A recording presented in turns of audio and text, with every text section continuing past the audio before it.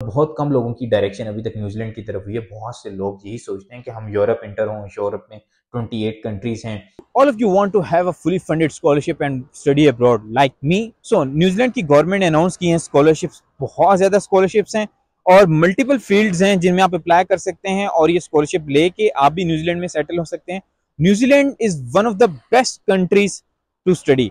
They have one of the best universities, वो have one of the best research index अगर आपको research का बहुत शौक है, and also if you want to live in a better country, तो this scholarship is for you. खैर, अभी मैं बीच के ऊपर आया था. I am living in Spain. अगर आप मेरी वीडियोस देखते रहते हैं तो आपको पता होगा कि मैं यहाँ पे रह रहा हूँ. It's my second semester in Spain. तो इस वीडियो में हमने डिटेल में बात की है कि न्यूजीलैंड की स्कॉलरशिप में आप कैसे अप्लाई कर सकते हैं, आप कैसे स्कॉलरशिप को विन कर सकते हैं. आपको स्कॉलरशिप्स के ऊपर वीडियोस तो बहुत मिल जाएंगी डिटेल में कि अप्लाई कैसे करते हैं, स्क्रीन लोगों ने शेयर की होती है, but no one is telling how to win the scholarship. I try my best to make videos कि how you can win the scholarship. That's a very important task कि आप स्कॉलरशिप जीत कैसे सकते हैं. Everyone knows how to apply, how to fill forms, what are the documents, but no one is telling people how to win. So I am telling people how to win the scholarship. खैर, घर में बैठ के सुकून में detail में बात करते हैं जिसमें एलिजिबिलिटी क्राइटेरिया, डॉक्यूमेंट्स रिक्वायर्ड, कौन कौन से प्रोग्राम्स ऑफर हो रहे हैं, आप अप्लाई कैसे कर सकते हैं और कैसे स्कॉलरशिप जीत सकते हैं. सो घर में बैठ के सुकून से बात करते हैं.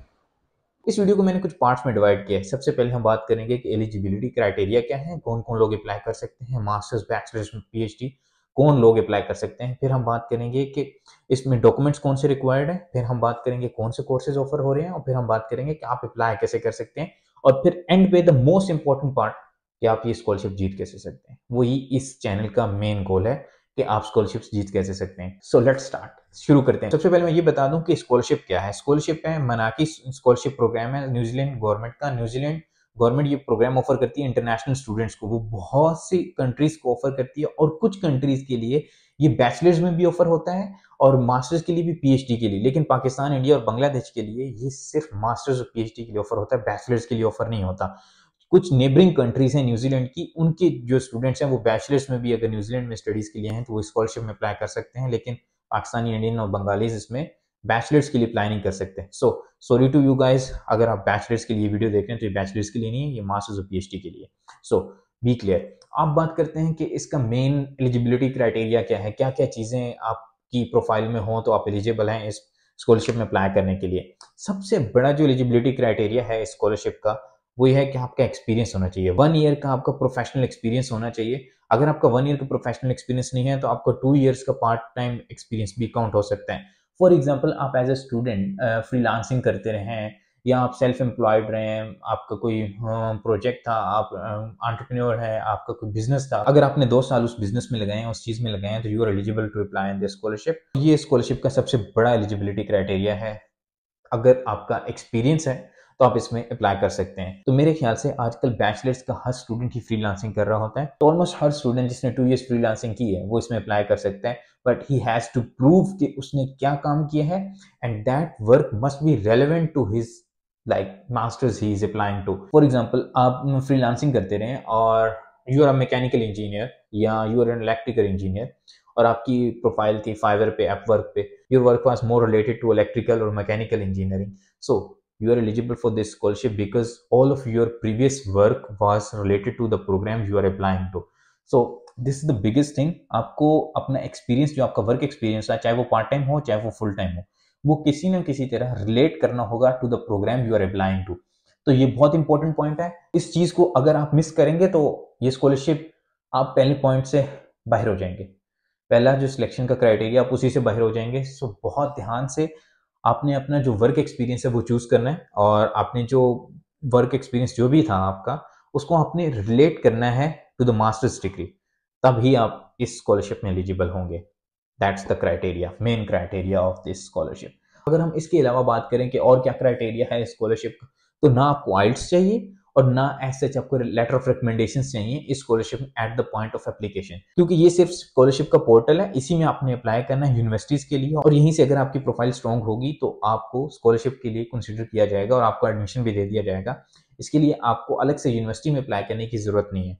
So it's a very very very very easy platform, बहुत इजी है। मैंने जितनी भी स्कॉलरशिप्स आज तक कवर की हैं, जिन स्कॉलरशिप्स को मैंने विन किया है, बहुत कॉम्प्लिकेटेड प्रोसेस होता है, दिस इज नथिंग लाइक, बहुत सिंपल प्रोसेस है। एक प्लेटफॉर्म है जिसपे आपने अप्लाई करना, आपको यूनिवर्सिटी में अलग से अप्लाई करने की जरूरत भी नहीं है, आपको at the time of application IELTS भी नहीं चाहिए। बहुत से लोगों का ये मसला होता है कि भाई हमारे पास आइल्स नहीं है, हमारे पास ये नहीं है और हम एप्लीकेशन फी अफोर्ड नहीं कर सकते, तो अप्लाई इन दिस स्कॉलरशिप। इस स्कॉलरशिप में कुछ नहीं चाहिए। एंड मैं अगेन कहूंगा, मैं अपनी हर वीडियो में कह चुका हूँ कि आइल्स दे दें। अगर आप आइल्स नहीं देंगे तो आपके पास चंद लिमिटेड स्कॉलरशिप रह जाएंगी, और अगर उन स्कॉलरशिप में आप अप्लाई करेंगे भी तो आपके चांसेस कम होंगे as compare to the people who have IELTS. सो IELTS is mandatory almost in every scholarship, तो IELTS जरूर दे दें। तो खैर this is the simplest eligibility criteria कि आपका वर्क एक्सपीरियंस होना चाहिए, that work experience must be relevant to the programme you are applying to, और उसके अलावा कोई एज सच रिक्वायरमेंट नहीं है, बहुत सिंपल सा क्राइटेरिया है।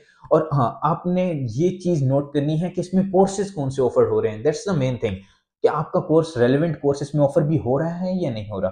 तो इस स्कॉलरशिप का जो मेन फोकस है वो डेवलपमेंट एंड सस्टेनेबिलिटी है। फॉर एग्जांपल क्लाइमेट चेंज के कोर्सेज इसमें ऑफर हो रहे हैं, इसमें गवर्नेंस के कोर्सेज ऑफर हो रहे हैं। अगर आपने पब्लिक पॉलिसी रिलेटेड पढ़ा हुआ है या पब्लिक एडमिनिस्ट्रेशन रिलेटेड पढ़ा हुआ है, या आपने फॉर एग्जांपल क्लाइमेट चेंज में जाना चाहते हैं, सस्टेनेबिलिटी में जाना चाहते हैं, तो आपने अगर सिविल इंजीनियरिंग रिलेटेड पढ़ा हुआ, अगर आपने इलेक्ट्रिकल में पढ़ा हुआ है तो आपको रिन्यूएबल एनर्जी की तरफ जाना पड़ेगा।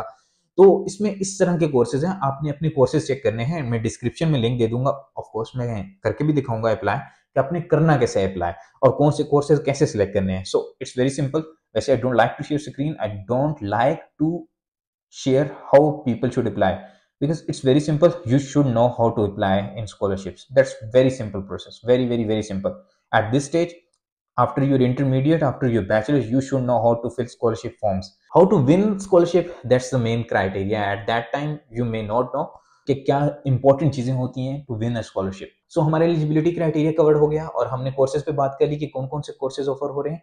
अब हम बात करते हैं कि इसमें डॉक्यूमेंट्स कौन से रिक्वायर्ड हैं। तो मैंने जैसे पहले भी बता दिया, इसमें आइल्स भी आपको रिक्वायर्ड नहीं है, एज सच आपको लेटर ऑफ मोटिवेशन भी रिक्वायर्ड नहीं है। आपने कुछ मोटिवेशन क्वेश्चंस होते हैं, उनका आंसर करना होता है, तो वो भी हम देखेंगे कि आपने कैसे आंसर करना है और आपने अपना कैसे वर्क एक्सपीरियंस लिस्ट करना है। तो आपको कोई ऐसे डॉक्यूमेंट रिक्वायर्ड नहीं है। आपका पासपोर्ट ऑफ कोर्स होना चाहिए, अगर आपका पासपोर्ट नहीं है तो बनवा लें। So these are the main documents आपको जो चाहिए। कोई लंबे चौड़े डॉक्यूमेंट्स नहीं है, कोई आपको सर्टिफिकेट और इस तरह के डॉक्यूमेंट्स नहीं चाहिए, ना एक्सेप्टेंस लेटर चाहिए प्रोफेसर से। ऑफ कोर्स अगर आप पीएचडी के लिए अप्लाई करें तो आपने प्रोफेसर अपने से एक्सेप्टेंस लेनी होगी, इसके अलावा आप दुनिया में कहीं अप्लाई नहीं कर सकते पीएचडी के लिए। शायद ही मैंने कभी अपने एक्सपीरियंस से ऐसी कोई पीएचडी नहीं देखी, कोई ऐसी पीएचडी की स्कॉलरशिप नहीं देखी जहां पे आप एक्सेप्टेंस लेटर के बगैर, प्रोफेसर के बगैर आप अप्लाई कर सकें। So if you want to apply for PhD, you have to have an acceptance letter from your professor. So that's very important कि आप अगर पीएचडी के लिए कंसीडर करें तो आपके पास एक्सेप्टेंस लेटर होना चाहिए प्रोफेसर का। और हाँ, अगर आप न्यूजीलैंड में स्टडीज को कंसीडर कर रहे हैं तो न्यूजीलैंड में 2 किस्म का मास्टर होता है। एक जीएसएच बेस्ड मास्टर होता है, जिस तरह आपको यूके में मास्टर मिलता है। एक सेमेस्टर बेस्ड होता है, लाइक एक में सिर्फ कोर्स वर्क होता है, उसमें रिसर्च नहीं होती, उसमें थीसिस नहीं होता, थीसिस वाला सेमेस्टर नहीं होता, 4 सेमेस्टर आपने पढ़ना होता है। बट अगर आप अपना थीसिस वाला मास्टर्स चूज करते हैं रिसर्च बेस्ड, तो उसमें आपका जो एक सेमेस्टर होता है वो स्पेशली स्पेसिफाइड होता है टू द रिसर्च। तो ये भी अपनी चीज और में रखनी है कि आप कौन सा मास्टर चूज करें। आई वुड सजेस्ट कि आप रिसर्च बेस्ड मास्टर चूज करें, क्योंकि उसमें एक्सेप्टेंस के चांस ज्यादा हैं। और हाँ, यहाँ पे आपको जो रिक्वायर्ड डॉक्यूमेंट्स में एक जो आपको चीज लिखनी होगी वो है आपका रिसर्च लाइक इंटरेस्ट। क्या आपका रिसर्च इंटरेस्ट क्या है, और आप आप लिखते होंगे बहुत सी स्कॉलरशिप्स ऐसी होती हैं जिसमें आपने रिसर्च प्रपोजल लिखना होता है। सो दैट्स द गेम, आपने अपना रिसर्च प्रपोजल लिखना होगा। आपकी रिसर्च प्रपोजल में इतनी जान होनी चाहिए कि if you are not present, like you are not speaking, your research proposal must speak on your behalf. आपका जो रिसर्च प्रपोजल है वो इतना स्ट्रॉन्ग होना चाहिए कि वो एडमिशन कमेटी को कहे कि इस कैंडिडेट को सिलेक्ट कर लो, क्योंकि इसका रिसर्च प्रपोजल बहुत अच्छा है और आइडिया भी अच्छा होगा। So work on your research proposals. So हमने बात कर ली कि एलिजिबिलिटी क्राइटेरिया क्या है, रिक्वायर्ड डॉक्यूमेंट्स क्या हैं, कोर्सेज कौन से ऑफर हो रहे हैं। अब हम बात करते हैं कि इसके बेनिफिट्स क्या हैं स्कॉलरशिप के। तो इस स्कॉलरशिप के मेन जो बेनिफिट्स हैं इसमें, और अगर आप न्यूजीलैंड में जाते हैं तो आपको हेल्थ इंश्योरेंस भी चाहिए। अगर आप as a self funding student जाते हैं आपको हेल्थ इंश्योरेंस भी चाहिए, आपको ट्रैवल इंश्योरेंस भी चाहिए। ये दोनों चीजें आपकी कवर्ड होंगी, आपकी ट्यूशन फी भी कवर्ड होगी। लाइक यू हैव टू पे nothing, you will get stipend per month. आपको स्टाइपेंड की अच्छी खासी अमाउंट मिलेगी, आप उससे न्यूजीलैंड में इजीली रह सकते हैं, न्यूजीलैंड में इजीली आप मैनेज कर सकते हैं। उसके अलावा आपको रिसर्च ग्रांट भी मिलेगी। अगर आप पीएचडी के लिए जा रहे हैं तो बहुत ज्यादा रिसर्च ग्रांट मिलेगी। आप ऑफकोर्स आप न्यूजीलैंड में जा रहे हैं, किसी और कंट्री में नहीं जा रहे, न्यूजीलैंड में रिसर्च ग्रांट के बहुत ज्यादा चांसेस होते हैं, तो आपको बहुत कुछ मिलेगा, बेनिफिट्स बहुत ज्यादा हैं। और हाँ, बहुत से लोग ये पूछते हैं कि उनके साथ डिपेंडेंट जा सकता है या नहीं, तो हाँ, उनके डिपेंडेंट साथ जा सकता है और उसके डिफरेंट मेथड है, they have to follow the method, but हाँ डिपेंडेंट जा सकता है। और उनको स्टाइपेंड भी ज़्यादा मिलेगा on the based of their like family. तो दैट्स द बेनिफिट कि इसके बेनिफिट्स क्या हैं, और सबसे बड़ा बेनिफिट यही है कि आप न्यूजीलैंड में अपना कैरियर परस्यू कर सकेंगे। और अगर आप न्यूजीलैंड में जॉब मार्केट देखें तो बहुत अच्छी जॉब मार्केट है, और बहुत कम लोगों की डायरेक्शन अभी तक न्यूजीलैंड की तरफ हुई है। बहुत से लोग यही सोचते हैं कि हम यूरोप इंटर हों, यूरोप में 28 कंट्रीज हैं, हम यूएस जाएं। लोगों की ज़्यादा डायरेक्शन इस तरफ है या कोरिया की तरफ है, यहाँ लोगों की डायरेक्शन ऑस्ट्रेलिया की तरफ है। अभी बहुत कम लोग हैं जिनकी डायरेक्शन न्यूजीलैंड की तरफ है। तो अगर आप इस टाइम में न्यूजीलैंड में इंटर होते हैं तो you will have a good chance to grow there. और सबसे बेहतर, न्यूजीलैंड का लाइफस्टाइल बहुत अच्छा, आप सुकून में दुनिया से दूर रहेंगे। So that's a big deal. खैर, आगे जाने से पहले मैं ये बता दूं कि अगर अभी तक भी तुमने उस्मान भाई को यानी कि मुझे इंस्टाग्राम के ऊपर फॉलो नहीं किया तो you are missing a lot. I have 2 accounts, on one I am travelling around the world here, and on second account I am making scholarship videos. जो वीडियो आपको यहाँ पे शायद 10 मिनट में, 15 मिनट में मिले, लाइक उसमें जो डिटेल मिले, तो वहां पे शायद एक रील में 10 सेकंड में, 15 सेकंड में आपको सारी डिटेल मिल जाए। So do follow me on both of the accounts and believe me, you won't regret this. And also if you have any question you can always ask here in the comments. You can also text me on my Instagram. I will reply there. I will try to reply in next 24 to 48 hours. आपने परेशान नहीं होना, you will get reply. खैर, अब बात करते हैं most important point के ऊपर कि भाई इस स्कॉलरशिप को जीतना कैसे है। That's the main trick. Crunch क्या है स्कॉलरशिप का, आप बताएं। So I am sharing my experience. I have won multiple scholarships, as you all know. This scholarship, Manaki scholarship, is generally based on development and sustainability and climate change. If you somehow align your profile to their goals, like sustainable SDGs and things like this, you know, whatever. If you are an environmental scientist, you are material engineer, you are civil engineer, you are electrical engineer, you are from development background, you are from public policy, whatever your background is, the main goal of this scholarship is development and sustainable living. So if you see all the programs भी सारे इसी से related हैं। तो आपने अपनी profile को किसी ना किसी तरह जो इस स्कॉलरशिप का गोल है उसके साथ अलाइन करना है। That's the main thing of this scholarship to win.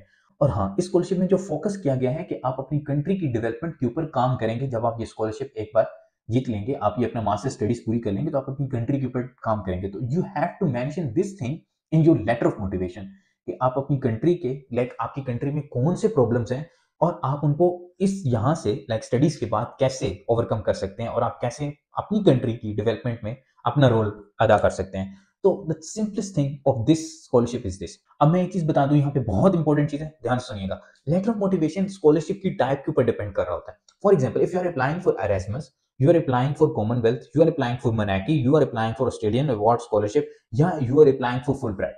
तो हर जो स्कॉलरशिप है ये डिफरेंट टाइप की स्कॉलरशिप होती है, और आपका जो लेटर ऑफ मोटिवेशन भी है वो डिफरेंट टाइप से उसको क्राफ्ट किया जाना चाहिए। क्योंकि अगर आप एरास्मस में अप्लाई कर रहे होते हैं तो Erasmus is purely based on industry and research. They have nothing to do with your country. अगर आपकी कंट्री में कोई प्रॉब्लम है नहीं है, उनको इससे कोई गर्ज ही नहीं है। They don't bother to think about your country.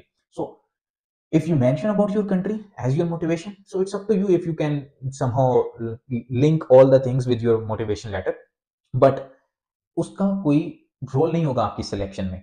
But अगर आप कंसीडर करें शिवरिंग स्कॉलरशिप को, कॉमनवेल्थ स्कॉलरशिप को, या आप मनाकी को कंसीडर करें, तो these are all based on regions. तो पाकिस्तान से कौन लोग आ रहे हैं डेवलपमेंट रिलेटेड, वहां से इंडिया से कौन से लोग आ रहे हैं, so they want the countries to develop. तो उनकी ये कोशिश होती है कि जो स्टूडेंट्स आ रहे हैं वो अपनी कंट्री वापस जाएं, and they should do something for their country. But if you see Fulbright में भी यही सीन है। तो अगर आप इन स्कॉलरशिप्स में अप्लाई कर रहे हैं तो you have to mention all the thing about your country as well. But अगर आप किसी दूसरी स्कॉलरशिप में अप्लाई कर रहे हैं, बहुत सी ऐसी स्कॉलरशिप्स होती हैं। फॉर एग्जांपल, आप किसी professor based scholarship research programme में अप्लाई कर रहे हैं, तो you should not mention about your country. You should mention your research interest and why you are interested into the program. So it's a long story. I have made a separate video on letter of motivation. You must check that video. That's the short story कि आपने अगर आपने Swedish scholarship जीतनी तो आपने ये सारी चीजें अपने लेटर ऑफ मोटिवेशन में मेंशन करनी होगी कि why you are interested, like आपकी कंट्री में क्या प्रॉब्लम्स हैं और आप इस यहाँ से स्टडीज के बाद कैसे उनको ओवरकम करने में अपना रोल अदा करेंगे।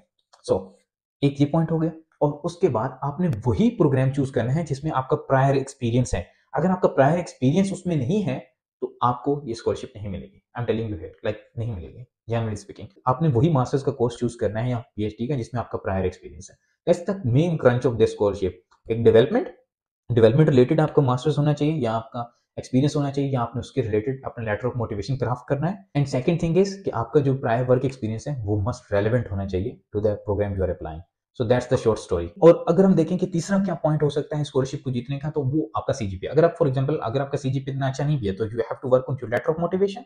यू हैव टू, क्योंकि इसमें आपको आइल्स भी नहीं चाहिए, तो you have to work on your letter of motivation. अगर आपका सीजीपी अच्छा नहीं है ये तब की बात हो रही है, अगर आपका सीजीपी अच्छा है तो बहुत अच्छी बात है। In every scholarship CGP is the main criteria. अगर आपको स्कूल में ये कॉलेज में ये सिखाया गया कि सीजीपी डजंट मैटर, तो it was rubbish. CGP does matter in everything, in everything, in your job selection, if you have skill. If a person who has high CGPA, I suppose that he must have higher skill than the person who has low CGPA. That's the main rule. There are exceptions, like people who have low CGPA, they have sometimes they have some extraordinary skills that maybe the people who have high CGPA don't have. But usually majority of the cases, जिनका CGPA high होता है, they have better skills. So अगर आपका लो CGPA है तो अपनी परेशानी होना, you have to work on your letter of motivation, you have to prove your work experience that is relevant to the master's course, and that's it. You can easily win this scholarship. And that's it.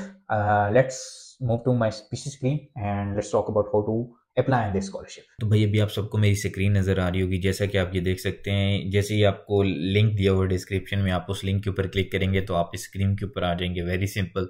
और यहाँ पे इस tab के ऊपर आने के बाद आपने ये अप्लाई नाउ के ऊपर क्लिक करना है। उसके बाद ये सारे आपके सामने आ जाएंगे और आप क्योंकि न्यू एप्लीकेंट हैं, आप पहली बार अप्लाई कर रहे होंगे यकीनन, तो आपने ये देखना है कि ये सारा यहाँ पे लिखा हुआ कि आपने इसमें कैसे अप्लाई करना है। It's very simple. For example आपने सबसे पहले जो चीज़ करनी है, आपने जाना है ऑनलाइन एलिजिबिलिटी टेस्ट के ऊपर कि आप एलिजिबल भी हैं या नहीं। तो बहुत सिंपल सा एलिजिबिलिटी क्राइटेरिया है, वो आपने फिल करना है। तो मैंने क्योंकि पहले अकाउंट बनाया हुआ है तो मैं इसकी एलिजिबिलिटी क्राइटेरिया में नहीं जाऊँगा। वैसे यहाँ पे अपनी ईमेल देनी होती है, तो उसके बाद आप एलिजिबल कंट्री सेलेक्ट करते हैं, प्रोफेशनल एक्सपीरियंस लिस्ट करते हैं, तो आपको ऑप्शन आ जाएगा। एलिजिबल कंट्रीज़ में पाकिस्तान भी, इंडिया भी है, बांग्लादेश है और अफगानिस्तान भी है। तो these are the main countries who understand my language. So इनके लिए तो खैर अभी मैं लॉगिन कर देता हूँ क्योंकि मेरा पहले अकाउंट बना हुआ है। अभी आपको मैं लॉगिन करके दिखा देता हूँ कि आपने कैसे अप्लाई करना है इसमें। तो भाई ये हमने लॉगिन कर लिया, हम होम पेज के ऊपर चले जाते हैं। जस्ट मैंने ऐसी एक एप्लीकेशन, रैंडम एप्लीकेशन चूज़ की थी। तो अभी मैं आपको दिखाता हूँ कि इसमें आपने क्या क्या फिल करना है। तो भाई इसमें आपकी पहले सबसे पहले डिटेल है कि आप की डिटेल क्या है, लाइक आप पैदा कब हुए, for example your date of birth, ETC blah बला। मैंने ऐसी रैंडम डेट्स लिखी हुई हैं, तो दैट्स इट। और आपने अपना सबसे पहले इंट्रोडक्शन लिखना होता है, लाइक इंट्रोडक्शन में क्या क्या चीज़ें आ रही हैं। तो जो country address, home address, ETC। और उसके बाद सबसे इम्पोर्टेंट चीज़ होती है कि आपने प्रोग्राम कौन सा चूज़ करना है। तो ये मेन जो हैं, जो कोर्सेज ऑफर हो रहे हैं आपको स्क्रीन पे नज़र आ रहे होंगे। क्लाइमेट चेंज से रिलेटेड ऑफर हो रहे हैं, food and security in agriculture और गवर्नेंस रिलेटेड ऑफर हो रहे हैं, peace and security, renewable energy. तो फॉर एग्जांपल अगर आप क्लाइमेट चेंज एंड एनवायरनमेंट के रिलेटेड जाएँ तो उसमें से जाके फिर आपने अपना मेजर चूज़ करना होता है। आप सिविल इंजीनियरिंग में अप्लाई करना चाहते हैं, क्लाइमेट चेंज में, क्लाइमेट चेंज पॉलिसी में, क्लाइमेट चेंज साइंस में, क्लाइमेट फाइनेंस में, लाइक इकोलॉजी में, इंजीनियरिंग में, एनवायरमेंटल लॉ में। There are a lot of degrees which are getting offer like. तो इसके बाद आपने फिर फॉर एग्जांपल हम अगर अप्लाई कर रहे हैं और जस्ट सेइंग मैं सिविल इंजीनियरिंग में फॉर एग्जांपल अप्लाई कर रहा हूँ, इसमें ऑलमोस्ट हर चीज़ का मास्टर्स अवेलेबल है। अगर आप डेवलपमेंट रिलेटेड हैं तो आप यहाँ से जाएंगे। आप गवर्नेंस रिलेटेड अगर कोई कोर्स चूज़ करना चाहते हैं तो आपके पास बहुत ज़्यादा ऑप्शंस हैं, तो आप इनमें से कोई भी ऑप्शन चूज़ करें। आप ह्यूमन राइट्स में अप्लाई कर सकते हैं, इंफॉर्मेशन सिस्टम में, इंटरनेशनल लॉ में, आप किसी में, इवन आप जेंडर साइंसेज में अप्लाई कर सकते हैं। So you can apply in anything you want. और उसके बाद फॉर एग्जांपल अभी हम अप्लाई कर रहे थे, जो मैंने चूज़ किया था, मैं सिविल इंजीनियरिंग करना चाह रहा था। तो लेट्स सी, हम मास्टर्स में अप्लाई कर रहे हैं, मास्टर्स विद थीसिस, ठीक है। आप इसी में अप्लाई करेंगे। आई वुड सजेस्ट कि इसी में अप्लाई करें। तो जो मेरी जो फेवरेट यूनिवर्सिटी थी वो है ऑकलैंड यूनिवर्सिटी ऑफ टेक्नोलॉजी। सो वैसे यूनिवर्सिटी ऑफ ऑकलैंड भी बहुत अच्छी यूनिवर्सिटी है सिविल इंजीनियरिंग के लिए। अगर आप चूज़ करना चाहें तो I would suggest you guys to choose University of Auckland, क्योंकि वो मेरी फेवरेट थी। आपकी कोई और हो सकती है। मेरी फेवरेट ओटागो यूनिवर्सिटी भी है, तो आप कोई भी चूज़ कर सकते हैं। और फॉर एग्जांपल अगर आप उसके बाद अगर आप डिजास्टर मैनेजमेंट में मास्टर्स करना चाह रहे हैं तो आप ये चूज़ करेंगे, अर्थक्वेक में चूज़ करना चाह रहे हैं तो आप ये चूज़ करेंगे। आपके पास बहुत सारे ऑप्शंस हैं, लेकिन I would suggest you guys to choose those masters in which you have prior experience and also you have research experience, maybe one publication maybe, because Manaki scholarship is a bit like challenging one, and a lot of intelligent people apply in this scholarship. So I would suggest you guys to choose only those master courses which are highly relevant to your master's you are applying to. So इसके बाद आपने add कर देनी है preference की, आपकी first preference ये है, आप अपनी सेकंड चॉइस भी ऐड कर सकते हैं। उसके बाद आपने अपना रिसर्च प्रपोजल ऐड करना है, आपका रिसर्च प्रपोजल का टाइटल आपने ऐड करना है, फिर आउटलाइन, फिर summary of the research proposal. You guys know how to, like बहुत सिंपल है। आपका रिसर्च प्रपोजल लिखने के तरीके होते हैं, बहुत सिंपल सा एक मेथड होता है रिसर्च प्रपोजल का। If you guys want me to make a video on research proposals, how to write research proposal, I can also make a video, but I think it's simple. By this level you should know how to write research proposals and a better research proposal. So after that you have to write summary of your research approach. So that's it. How can this research apply to the development of your country? That's the most important part of this scholarship. So you have to defend your country and yourself, that how after completion of this master you will be able to like work for your country. So that's very important thing. और उसके बाद आपने कहता है do your research require field work in your home country? So choose no, of course. आप अपनी home country में कौन सा करने जाएंगे। फिर उसके बाद आपने अपनी स्टडी की हिस्ट्री लिखनी है, like from where you did your bachelors ETC blah blah blah blah. और उसके बाद कोई क्वालिफिकेशंस है आपकी, रिसर्च पब्लिकेशंस है तो आपने यहाँ पे ऐड करनी है। Previous engagement with New Zealand, no. आपने क्वालिफिकेशंस लिखनी है, कोई भी इसमें रॉकेट साइंस नहीं है, it's very simple to like apply. और फिर आपने अपनी ट्रांसक्रिप्ट अपलोड करनी है। And some of the people were saying that what is transcript on my Instagram actually. So मैं क्या बताऊँ ट्रांसक्रिप्ट क्या होती है। It's very simple यार, जिस पे आपकी लाइक ग्रेड्स लिखे होते हैं उसको ट्रांसक्रिप्ट कहते हैं उस डॉक्यूमेंट को। फिर आपने अपनी वर्क हिस्ट्री लिखनी है। It's very simple. You guys know how to like add just position, कि आप किस पोजीशन पे काम कर रहे थे। तो फिर आपने इन क्वेश्चंस के आंसर करने हैं, डेवलपमेंट रेलेवेंस के, क्या आप जिस कोर्स में अप्लाई करें तो उससे डेवलपमेंट आपकी कंट्री की क्या रेलेवेंट है और आपकी कैसे डेवलपमेंट रेलेवेंट है। For example if you are applying in civil engineering, you know how civil engineers और मैकेनिकल इंजीनियर्स और एनी डेवलपमेंट फील्ड और governance related people can help their country grow and things like this. You have to mention in a detail. मेरी letter of motivation के ऊपर video है, वो ज़रूर देख लेना। और अभी हम करते हैं कि इसमें रिलेशनशिप मैनेजमेंट, तो ये आपने लाइक अपने describe your situation. It's these questions are very simple, you guys are not how to like answer this question. उसके बाद हम देखते हैं कि आप लाइक कैसे मोटिवेशन, आपकी लाइक मोटिवेशन क्या थी, सेल्फ मोटिवेशन क्या है आपकी इस प्रोग्राम में अप्लाई करने की। तो उसके बाद आपने ये फॉर्म फिल करना है। These are just like the motivation questions जो आपने फिल करने हैं। और फिर उसके बाद आपने स्टडिंग ओवरसीज कि वो आपकी क्या मोटिवेशन है, न्यूजीलैंड को आप क्यों कंसीडर कर रहे हैं, तो you have to answer this and then you will declare that everything you have written is like 100% genuine. And being Pakistani, I would request you guys to be like speak only truth. ये हमें सिखाया गया आज तक, और सच बोले, आपको scholarship भी सच बोलने पे मिलेगी। अगर आप मैनिपुलेट करेंगे एडमिशन कमेटी को दोस्तों तो यहाँ नहीं तो आप ज़रूर फंस जाएंगे ज़िंदगी में कहीं ना कहीं। बहुत इजीली सिलेक्शन कमेटी को आइडिया हो जाता है कि आप मैनिपुलेट कर रहे हैं या आप उनके साथ खेल रहे हैं। So speak truth, follow Usman भाई ऑन इंस्टाग्राम हेयर, और शायद सब्सक्राइब करना आपके लिए तो फ्री है, बट इससे मेरा कॉन्फिडेंस बहुत ज़्यादा हाई होता है और मैं और अच्छे से वीडियोज़ बना पाऊँगा। पाकिस्तानी स्टूडेंट्स जो हैं बहुत ऐसी वीडियोज़ देखते रहते हैं और सब्सक्राइब करते रहते हैं बहुत से ऐसे चैनल्स को, और फिर कहते हैं कि पाकिस्तान में कोई कंटेंट नहीं बना रहा। लोग कंटेंट बना रहे हैं, but you have to find people. So if you guys subscribe this channel, this will boost my confidence. So subscribe कर देना। See you in the next video.